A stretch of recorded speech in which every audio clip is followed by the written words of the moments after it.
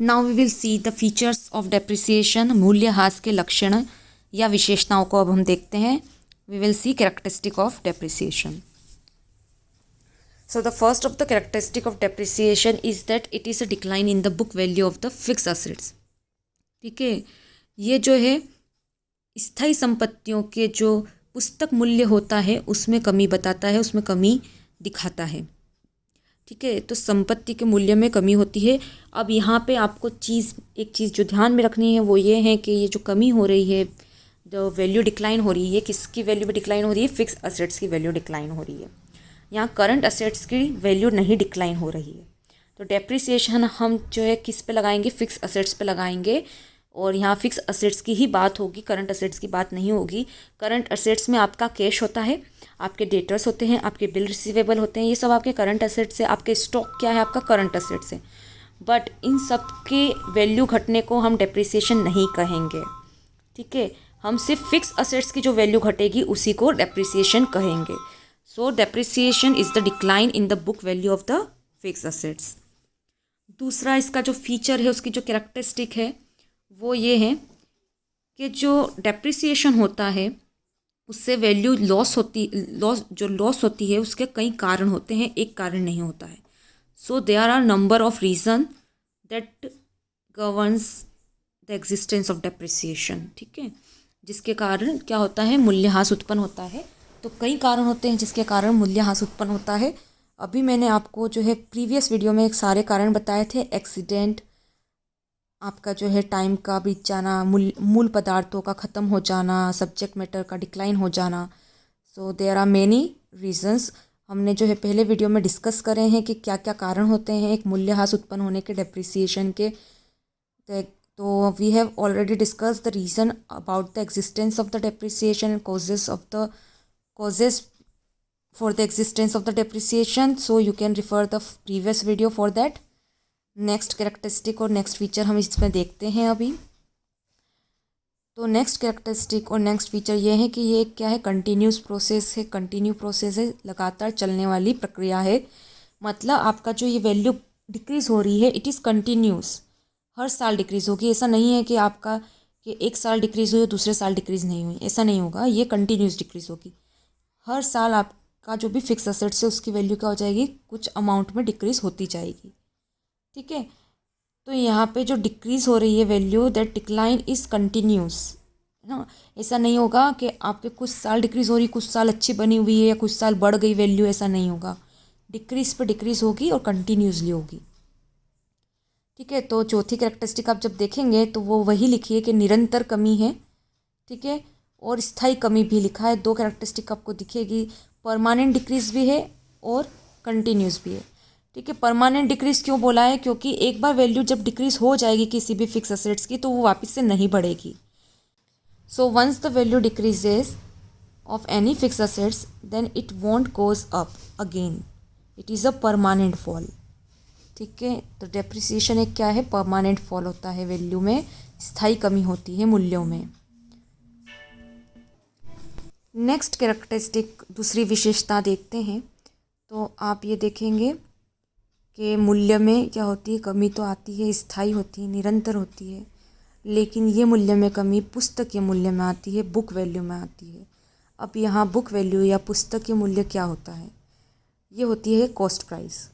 जो भी असेट्स होती है उसको जब आपने परचेज़ करा तो उसमें जितना भी आपने परचेज़ करा उसमें जो आपने खर्चा दिया, उसको इंस्टॉल या रिपेयर करवाने में जिस दिन आपने परचेज़ करा उसी दिन अगर आपने कोई वैल्यू दी तो वो उसकी क्या हो जाएगी? पुस्तक के मूल्य कहलाएगी या बुक वैल्यू कहलाएगी। यहाँ मैं आपको एक एग्जांपल दूँ तो मान लीजिए आपने एक 10,000 की जो है एक सीडी प्लेयर आपने मान ली ख़रीदा 10,000 रुपीज़ का, और उस सीडी प्लेयर को जो है आपने घर तक लाने के लिए 500 रुपीज़ का क्या करा? भाड़ा दिया, अपने फ्रेट दिया। तो यहाँ आपको जो वो आपका सीडी प्लेयर है वो कितने का पड़ा? 10,000 का नहीं पड़ा, ये आपको लगेगा 10,500 का। तो यहाँ कॉस्ट प्राइस जो होगी सीडी प्लेयर की वो होगी 10,500 रुपीज़। सो जो हम वैल्यू डिक्रीज़ करेंगे वो कौन सी वैल्यू के बेसिस पे करेंगे? बुक वैल्यू पे, परचेज वैल्यू पे। तो 10,500 here is the book value, पुस्तक के मूल्य क्या है यहाँ पे 10,500 रुपये। तो वैल्यू डिक्रीज जो होगी वो इस 10,500 में से होगी। ठीक है, तो ये भी एक क्या है, कैरेक्टरिस्टिक है डेप्रिसिएशन की। इसके सिवा जो है डेप्रिसिएशन की प्रकृति, डेप्रिसिएशन मूल्यह्रास जो होता है उसकी एक प्रकृति कैसी होती है, एक्सपेंस के रूप में होती है, व्यय के भांति होती है। अब इनको एक्सपेंस क्यों मानते हैं हम, क्योंकि हर साल क्या होता है, मैंने आपको बताया था कोई भी व्यय या एक्सपेंस तभी कहलाएगा जब वो क्या हो, रिपीट हो, हर साल होता हो। तो जो मूल्य में कमी आती है वो भी हर साल आती है, इसलिए इससे हम क्या मानते हैं, एक व्यय मानते हैं। और मूल्यों में कमी आने से क्या होता है, हमारे जो असेट्स होते हैं उसकी वैल्यू डिक्रीज़ हो जाती है, तो हमारा जो भी संपत्ति है उसमें गिरावट आती है, तो ये हमारे लिए क्या होता है, एक तरह का नुकसान हो जाता है। तो हम प्रॉफिट एंड लॉस अकाउंट, जो लाभ हानि खाता जो बनाते हैं, जो अभी आपने नहीं सीखा है, जो आप आगे सीखने वाले हैं, उसके अंदर हम सारे खर्चे लिखते हैं। उन सारे खर्चे में, उन सारे व्यय एक्सपेंसेस के साथ में हम क्या लिखते हैं, हम डेप्रिसिएशन को भी लिखते हैं, क्योंकि हम डेप्रिसिएशन को एक एक्सपेंस मानते हैं, क्योंकि इससे क्या हो रही है, हमारी फिक्स असेट्स की वैल्यू घट रही है। सो इसकी जो रिकॉर्डिंग है वो कंपलसरी होती है, और प्रॉफिट जो हम निकालते हैं वो इसके अमाउंट को माइनस करने के बाद ही हम वो प्रॉफिट निकालते हैं, और उसके बाद उस प्रॉफिट पे हमको टैक्स देना होता है। तो जैसे कि आप हर खर्चे को प्रॉफिट में से माइनस करते हैं, उसी प्रकार डेप्रिसिएशन के अमाउंट को भी आपको आपके प्रॉफिट में से, आपके लाभों में से क्या करना पड़ेगा, माइनस करना पड़ेगा, डिडक्ट करना होगा, अगर आप सही शुद्ध लाभ निकालना चाहते हैं, अगर आप नेट प्रॉफिट निकालना चाहते हैं तो हम इसकी एक कैरेक्टरिस्टिक जो हमने देखी वो ये है कि इसका जो नेचर होता है, it's nature is of an expense, expense का नेचर होता है, और इसलिए यहाँ पे डेप्रिसिएशन में जो खाता लगेगा वो कौन सा लगेगा, नॉमिनल अकाउंट बनेगा लगेगा, मतलब डेप्रिसिएशन क्या हुआ, एक नॉमिनल अकाउंट हुआ। इसके सिवा नेक्स्ट कैरेक्टरिस्टिक देखते हैं, तो आपका डेप्रिसिएशन जो होता है वो फोरकास्ट किया जा सकता है, प्रेडिक्ट किया जा सकता है, इट कैन बी प्रेडिक्टेड।